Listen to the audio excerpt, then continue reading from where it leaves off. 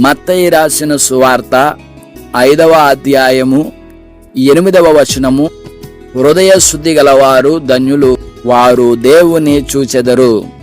కొండ మీద ప్రసంగములో యేసుక్రీస్తు వారు బోధిస్తూ ఉన్నారు.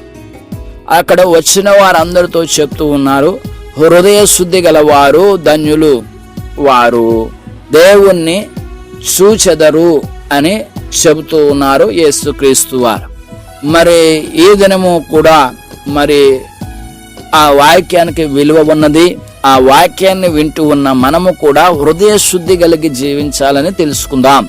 హృదయం అనేది దేవుడు నివసించడానికి దేవుడు ఏర్పాటు చేసుకున్న స్థానము.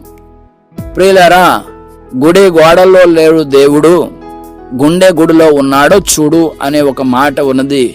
ప్రియులారా, మన ఇంటిలో ఒక మూల పెడతాం, ఈశాన్య మూల. ఈ ఈశాన్య మూల పెట్టుకుని బరువు పెట్టకూడదు, అక్కడ ఏమి పెట్టకూడదు, తూర్పు ఎటువైపు ఉందో అటువైపు ఈ ఈశాన్య మూల ఉండాలని చెప్పి ప్రతి ఒక్కరి కుటుంబాల్లో ధనవంతుడు పెడతాడో, కట్టిక పేదవాడు కూడా పెట్టేసుకుంటాడో. ప్రియులారా, అయితే దేవునికి ఒక మూల పెట్టుకుని ఆ మూలను దేవుని చేయటము కాదు, కానీ నీ దేహమే దేవుని ఆలయము. ఈ ఆలయానికి ఒక ఈశాన్య మూల ఉన్నది, అదే హృదయము ఉన్న స్థానము, నీ గుండె ఉండే చోటు. ఇప్పుడు యేసుక్రీస్తు వారిని ఎక్కడ పెట్టుకోవాలంటే నీ ఇంటిలో ఒక మూలన కాదు, నీ ఒంటిలో నీ హృదయంలో దాచుకోవాలి. నీ హృదయంలో భద్రము చేసుకునే వాక్యము అయ్యున్న యేసుక్రీస్తు వారిని అక్కడ ఉంచాలి. ప్రియులారా, అది మనము చేయవలసిన పని. అది హృదయ శుద్ధి గల వారు ధన్యులు, వారు దేవుణ్ణి చూస్తారు. కాబట్టి ప్రేమన దేవుని వార్లారా, ఈ హృదయ శుద్ధి గల వారు ఉన్నారా అంటే ఉన్నారు.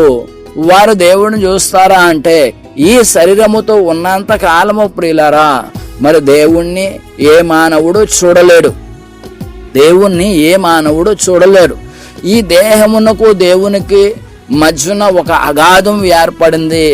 ఈ దేవుణ్ణి చూసే నేత్రములు మానవుడు కోల్పోయాడు, ఆత్మీయ నేత్రాలు.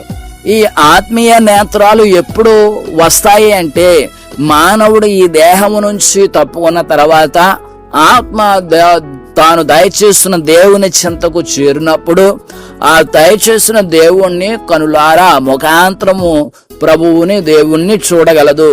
కాబట్టి ఎప్పుడో తర్వాత చూసేదానికి ఇప్పుడే హృదయ శుద్ధి కలిగి ఉండాలా అంటే ప్రియులారా, మరి ఈ దేహములలో ఉన్నంత కాలము మన హృదయం శుద్ధిగా ఉంచుకోవాలి.